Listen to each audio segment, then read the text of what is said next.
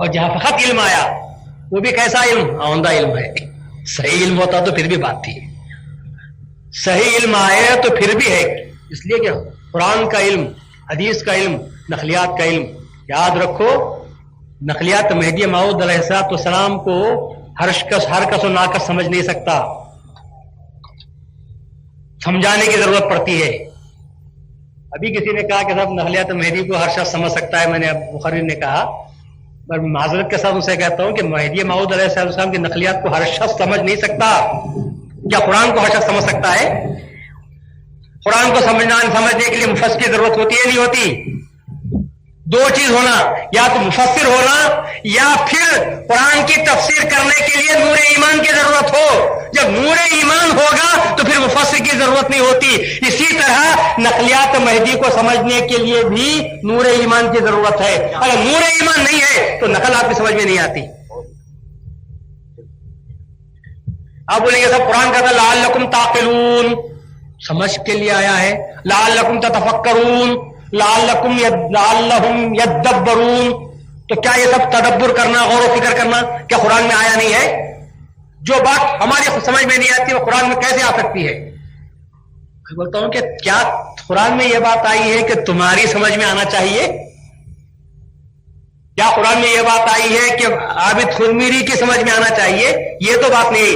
اللہ اتنا بولا ہے کہ کیا تم قرآن کو سمجھتے نہیں؟ ام علی قلوب مقفال ہوا، کیا ان کے دلوں پر قفل پڑے ہوئے ہیں؟ ہر شخص کی عقل الگ ہوتی ہے، ہر شخص کی عقل الگ ہوتی ہے. جو بات میری عقل میں آتی ہے وہ آپ کی عقل میں نہیں آتی. جس بات کو میں حق سمجھتا ہوں آپ اس کو باطل سمجھتے ہیں. یہ ہماری عقلوں کا سفر ہے. اور یوں بھی دیکھا جائے تو مہدی موعود علیہ السلام نے عقل کی 3 قسمیں بیان کی. ایک عقل جو معاش کی ہے، معاش سے مراد یہ منہ معاش نہیں، معاش پیٹ سے سوچتی ہے. وہ عقل یہاں نہیں ہوتی، وہ عقل پیٹ میں رہتی ہے. محض یہ سوچتی ہے کہ کب ملے، کہاں سے ملے، کتنا ملے، کب تک ملے.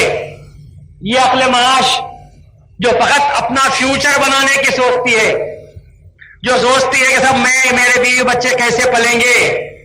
یہ عقل معاش.